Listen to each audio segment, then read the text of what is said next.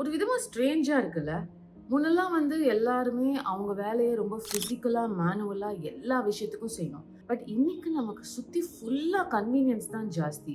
நம்மளோட டிரான்ஸ்போர்டேஷன்ல இருந்து, நம்ம சாப்பிடுற சாப்பாடுல இருந்து, நமக்கு என்ன வேணும்னாலும் அதுக்கு ஒரு ஆப் இருக்கு. கிளிக் ஆஃப் த பட்டன்ல வாங்கிடலாம். அதையும் மீறி ஃப்ரிட்ஜ், வாஷிங் மிஷின், மைக்ரோவேவ் இது எல்லாமே சுத்தமா நமக்கு கம்ஃபர்ட்ட குடுத்து நம்ம லைஃப்ப இன்னும் ஈஸி ஆக்கிடுச்சு.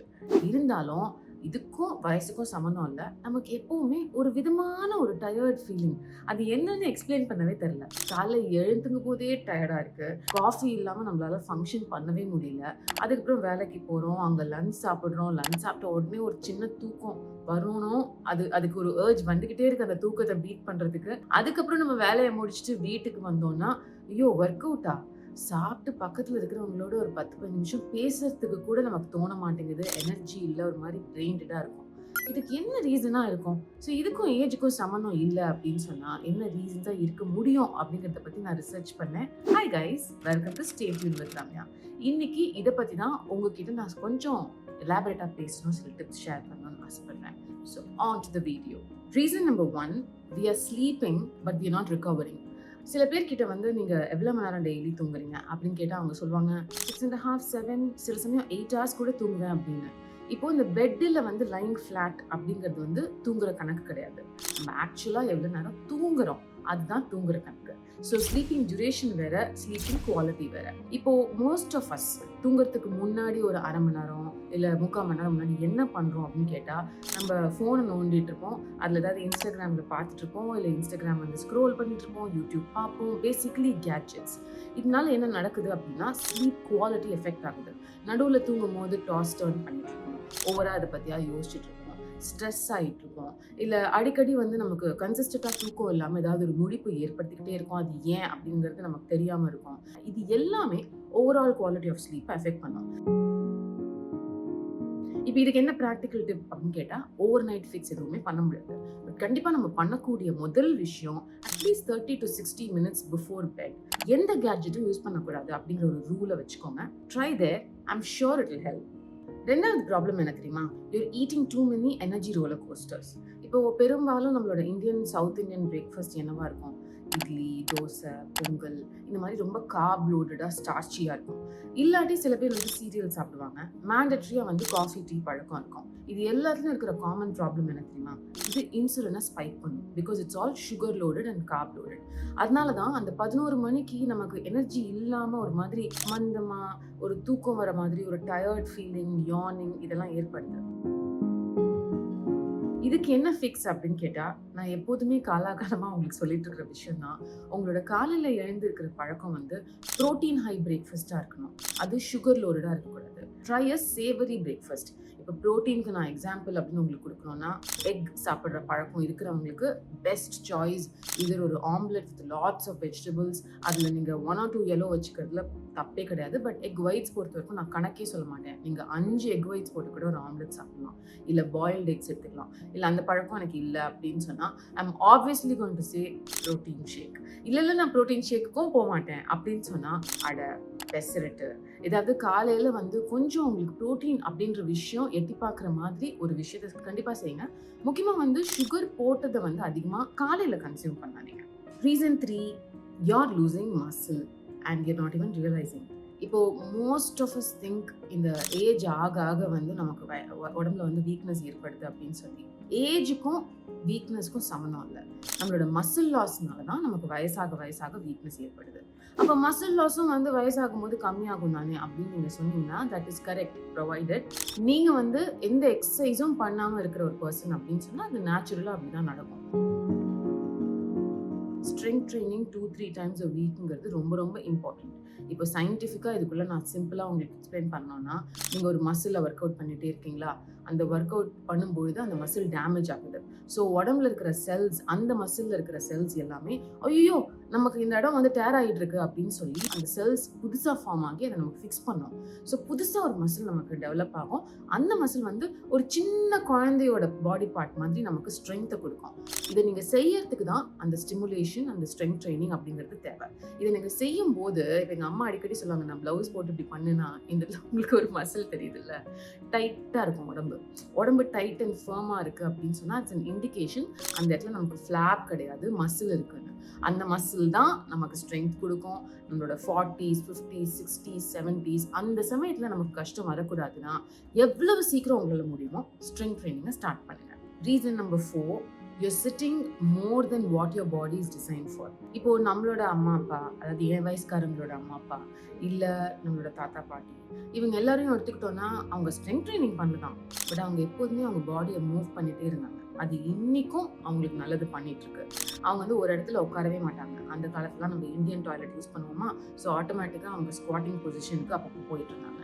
அதை மீறி அவங்க வந்து படிக்கட்டு ஏறி இறங்குவாங்க, நிறைய விஷயங்களை கையில் தூக்குவாங்க, பெண்ட் பண்ணுவாங்க, முக்கியமாக நிறைய நடந்துக்கிட்டே இருப்பாங்க. ஆனால் இன்னைக்கு நான் இப்போ உட்காந்து அவங்களுக்கு பேசிட்டு இருக்கேன்ல, கிட்டத்தட்ட அந்த ஃபர்னிச்சர் மாதிரி தான் நம்ம ஹியூமன்ஸே ஃபங்க்ஷன் பண்ணுறோம். 7-8 மணி நேரத்துக்கு ஒரு நாளைக்கு ஆஃபீஸ் அப்படின்ற இடத்துலையோ இல்லை வீட்டில் கூட ஒரு சாட்டர்டே சண்டேனா அப்படியே ஒரு இடத்துல உட்காந்துடுறோம், மூவ் பண்ணவே மாட்டேங்கிறோம். இதனால நம்மளோட ஸ்பைனல் கார்ட், நம்மளோட பிரெயின், இப்படி எல்லாமே அஃபெக்ட் ஆகுது. நம்ம பொசிஷன்ஸே மாறுது. அதுதான் பின்னாடி வந்து ஸ்பாண்டிலைட்டிஸ் போன்ற பிரச்சனைகளை கொடுக்குது. அதனால நம்மளோட பிரெயின் நியூரான் ஆக்சஸ் வந்து மந்தமாயிடுது. ஸோ ஒரு மாதிரி லெத்தாஜிக்கா, டயர்டா, எக்ஸாஸ்டடான ஒரு ஃபீலிங் நமக்கு கொடுக்குது. எப்பவுமே டெய்லி 1 ஹவருக்கு ஒரு தடவை அட்லீஸ்ட் 200 ஸ்டெப் நான் நடக்கிறேனா அப்படின்ற ஒரு இண்டிகேஷனை உங்கள் வாட்ச்லேயோ உங்கள் ஃபோன்லேயோ ஏதாவது ஒரு மூலமாக மேண்டட்ரி ரூலாக வச்சுக்கோங்க. Reason number 5, you're constantly mentally switched on. இது வந்து ஒரு மாடர்ன் ரீசன். இது வரைக்கும் நம்ம எந்த ஜென்ரேஷன்லையும் பார்க்காத ஒரு ரீசன். புதுசாக நான் உங்களுக்கு சொல்கிறேன். எஸ், நம்ம ஒரே சமயம் ஃபிசிக்கலாக நம்ம ஒரு இடத்துல உட்காந்துருக்கும் போது நமக்கு ஆக்சுவலாக வந்து டயர்ட்னஸ் இருக்காது. பட் மென்டலாக நம்ம அந்த இடத்துல இருக்கோமா? இல்லை, வேறு ஏதோ ஒரு விஷயத்தை பற்றி யோசிச்சுட்டு இருக்கோம். இதுக்கு நடுவில் நமக்கு வாட்ஸ்அப்பில் ஒரு மெசேஜ் வருது, இமெயிலுக்கு ரெஸ்பாண்ட் பண்ணணும், அப்புறம் ஆப்பில் ஏதாவது ஒரு நோட்டிஃபிகேஷன் வரும், கால் வரும், நமக்கு வீட்டில் இருக்கிற ரெஸ்பான்சிபிலிட்டி பற்றி ஞாபகம் வரும். we're constantly getting stimulated. இது வந்து ஒரு மென்டல் ஃபட்டீக் நமக்கு கொடுக்குது. அண்ட் இது நம்மளோட நியூரான்ஸ்க்கு நல்லதே இல்லை. நியூரோ டிரான்ஸ்மிட்டர்ஸ் அப்படின்னு கெமிக்கல் மெசேஞ்சர்ஸ் இருக்குது. அது ஒரு விதமாக கன்ஃபியூஸ் ஆகி எப்போதுமே நம்ம பாடி வந்து ஒரு ஆங்ஷியஸ் மோடில் இருக்கிறதுனால நமக்கு இதனால தான் நிறைய பேர் இப்பெல்லாம் வந்து அட்டென்ஷன் டெஃபிசிட் டிஸார்டர் இருக்குது அப்படிங்கிறது ஒரு பெரிய கம்ப்ளைண்ட்டாகவே சொல்கிறாங்க. இது it's a very very common modern problem. 10ல் 8 பேருக்கு இருக்கிற ப்ராப்ளம். இதோட ஃபிக்ஸ் என்ன அப்படின்னா, அப்பப்போ பீரியாடிக்காக டிஜிட்டல் பிரேக்ஸை நம்மளே எடுத்துக்கணும். இப்போ ஃபோன் அப்படிங்கிறது ஒரு சமயத்தில் நம்ம யூஸ் பண்ணுற ஒரு விஷயமா இருக்குது. இன்னைக்கு என்ன ப்ராப்ளம் அப்படின்னா, ஃபோன் நம்மளை யூஸ் பண்ணிட்டு இருக்கு. ஏதாவது ஒரு விதத்தில் நம்ம ஃபோனை பார்க்க வேண்டிய ஒரு கட்டாயத்தில் இருக்கோம். What if we don't do that? இதை பற்றி யோசிங்க. Again, it's not an overnight change. But இன்னைக்கு இதை நம்ம செய்ய ஆரம்பிக்கணும்னா இதுலேருந்து ஒரு 2 வருஷம் கழிச்சு ஒரு பெரிய பிரச்சனையில் இது போய் முடியும். I want to just put that seed into your thought. Reason number 6, you are not recharging yourself. இப்போ மாடர்ன் எரால இருக்கும், நம்மலாம் ஒரு மாடர்ன் அடல்ட்ஸ்.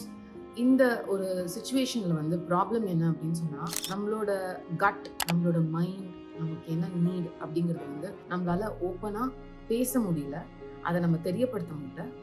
அது மேலே we cannot act. ஏன்னா நம்ம வந்து குழந்தை கிடையாது.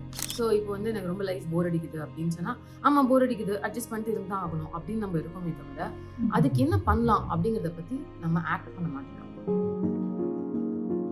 ஃபார் எக்ஸாம்பிள், ரொம்ப மொனாட்டனஸாக லைஃப் இருக்கா, குவிக் வெக்கேஷன் போங்க. வெக்கேஷன்னா உடனே நீங்கள் அமெரிக்கா போகணும், சுவிட்சர்லாந்து போகணும், காசு இருக்கிற ஒரு விஷயம் தான் நீங்கள் செய்யணும் அப்படின்னு சொல்ல. ஒரு லாங் டிரைவ், ஒரு மியூசிக், இல்லை அது கூட பண்ண முடியலையா, ஜஸ்ட் அவுட்டோரில் ஈவினிங்கில் ஒரு பீச்சுக்கோ நேச்சர் இருக்கிற ஒரு இடத்துக்கோ போய் சும்மா உட்காந்து ஒரு 1/2 மணி நேரம் நமக்குன்னு டைம் ஸ்பெண்ட் பண்ணி நம்ம ஒரு காதில் ஒரு மியூசிக் கேட்குறதோ, இல்லை மற்றவங்களை நோட் பண்ணுறதோ, இல்லை ஏதாவது ஒரு விஷயம் எழுதிட்டு வரதோ ஒரு பெரிய ரிஃப்ரெஷ்மெண்ட்டை நமக்கு கொடுக்கும். இதுக்கு டைம் ஸ்பெண்ட் பண்ணுறதுக்கு நம்ம ஃபஸ்ட்டு அதுக்கு மெனக்கெடணும். என்ன இருந்தாலும் நம்ம லைஃப்பை நம்ம ப்ரையாரிட்டைஸ் பண்ணணும் அப்படிங்கிறத பற்றி ஃபீல் பண்ணணும். இந்த ரீசார்ஜை நீங்கள் பண்ணீங்களா? எப்போ கடைசியாக பண்ணீங்க? அதை பற்றி யோசிங்க. Reason 7, you're actually having a burnout but you're calling it a normal life. இது வந்து நமக்கு முன்னாடி இருக்கிற ஜென்ரேஷன் நமக்கு கொடுத்துட்டு போன ஒரு சொத்துன்னு நினைக்கிறேன். அதாவது நம்ம அம்மா அப்பா அதை தாண்டி இருக்கிற ஜென்ரேஷன் எல்லாமே கஷ்டப்படுறதை வந்து ரொம்ப நார்மலைஸ் பண்ணிட்டாங்க. அதனால நம்மளுமே டெய்லி எக்ஸாஸ்ஷனோட இருக்கும், டெய்லி டயர்ட்னஸோட இருக்கும், டெய்லி வந்து ஒரு ஃபோக்கஸ் இல்லாமல் இருக்கும் அப்படின்னு சொன்னால் இது அப்படிதான் இருக்கும். அதான் நார்மல் லைஃப். பிஸியா இருக்கிறவங்கன்னா அப்படிதான் இருப்பாங்க. ஏன்னா நமக்கு நிறைய ரெஸ்பான்சிபிலிட்டி இருக்கு, நமக்கு ஃபேமிலி இருக்கு. அதனால நம்ம இதை நார்மலைஸ் பண்ணணும் அப்படின்னு அடுத்தவங்க சொல்லி சொல்லி, எஸ்பெஷலி நம்ம வீட்டில் இருக்கிற பெரியவங்க சொல்லி சொல்லி அதோட விக்டிமா நம்ம மாறிட்டோம். But I would like to please tell you, அது நார்மல் கிடையாது. சம்படி அபவுட் 25 அவங்களுக்கு பாடி மேல அட்டென்ஷன் கொடுக்காம, அவங்க மைண்ட் மேல அட்டென்ஷன் கொடுக்காம இருந்தா டக்குன்னு ஒரு நாள் just in a snap of a button பெரிய ஒரு விளைவு வரும். அதுக்கு ரீசன் நிறைய உடம்பு வந்து நமக்கு சிக்னல்ஸ் கொடுத்துருக்கோம். நீ பண்றது நல்லதில்ல, என்னால் இதை தாங்கிக்க முடியல, இதை நீ ஃபிக்ஸ் பண்ணு அப்படின்னு. ஆனா நம்ம அதை மதிக்காம போய்கிட்டே இருப்போம். அது நடக்கக்கூடாது அப்படிங்கிற ஒரு அக்கறையில தான் நான் இந்த பாயிண்ட்டை ரொம்ப ரொம்ப ஸ்ட்ரெஸ் பண்ணி சொல்றேன். உங்களுக்கு ஒரு பீரியடிக் டைம், ஒரு இதுக்குன்னு ஒரு கட் ஆஃப் டைம் வச்சுக்கோங்களேன். ஒரு 10 நாள் 10 நாளாவும் தூக்கம் சரியில்லை, 10 நாளாவும் எனர்ஜி சரியில்லை, 10 நாளாவும் ரொம்ப சோர்ந்து இருக்கீங்க அப்படின்னா it is time to wake up. You have to do something about it. The first step can be உங்களுக்கு க்ளோஸாக இருக்கிற உங்கள் வீட்டு மெம்பர்லேயோ இல்லை வந்து உங்கள் ஃப்ரெண்டுக்கிட்டையோ நீங்கள் போய் சொல்லலாம். அந்த மாதிரி ஒரு கம்ஃபர்ட் உங்களுக்கு இல்லை அப்படின்னா please go take professional help. And I cannot stress on this enough to you. So my dear friends, நீங்கள் டயர்டாக இருக்கீங்க ஆனால் உங்களுக்கு அதுக்கான காரணம் இல்லை அப்படின்னு சொன்னால் அது ஒரு வயசு கோளாறு அப்படின்னு நீங்களே ஒரு அர்த்தத்துக்கு வந்துடாதீங்க. அந்த முடிவுக்கு எடுக்கிறதுக்கு முன்னாடி என்ன ரீசனாக இருக்கும், இந்த 7 ரீசன் நான் உங்களுக்கு சொல்லியிருக்கேன். தூக்கமாக இருக்கலாம், இல்லை மூவ்மெண்ட்டாக இருக்கலாம், இல்லை கரெக்டாக சாப்பாடு இல்லாமல் இருக்கலாம், ஸ்ட்ரெஸ்னால இருக்கலாம், இல்லை நான் கொஞ்சம் சில இம்பார்ட்டண்ட்டான மென்டல் ரீசன்ஸ் கூட சொன்னேன். உங்களோட கேட்ஜெட் யூஸ், இல்லை மென்டல் பேர்ன் அவுட், ஆர் என்ன விஷயம்னு தெரியாமல் க்ளூலெஸ்ஸாக ஒரு ஆங்ஸைட்டி மூட்லேயே நீங்கள் அப்படியே புஷ் பண்ணிட்டுருக்கீங்க. எந்த ரீசனாக இருந்தாலும் இப்போ இன்னைக்கு நீங்கள் நினச்சா கூட இதை நீங்கள் மாற்ற முடியும். அதனால உங்கள் லைஃபே மாறும். இப்போ நம்ம எவ்வளோ வருஷம் வாழ போகிறோம் அப்படிங்கிறது நம்ம யார் கையிலையும் இல்லை. ஆனால் நம்ம எப்படி வாழலாம், ஒவ்வொரு நாளும் எப்படி ஆப்டிமைஸ் பண்ணலாம் அப்படிங்கிறது நம்ம கையில் இருக்குது. அதனால தான் மறுபடியும் சொல்கிறேன், இதை பற்றி யோசிங்க.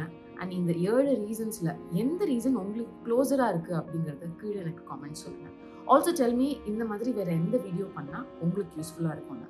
This is the time of the month where it's only you and me. No podcast, nothing anymore. உங்களுக்கு தேவையான ஒரு விஷயத்தை நான் ப்ரொவைட் பண்ணுறதுக்கு ரெடியாக இருக்கேன்.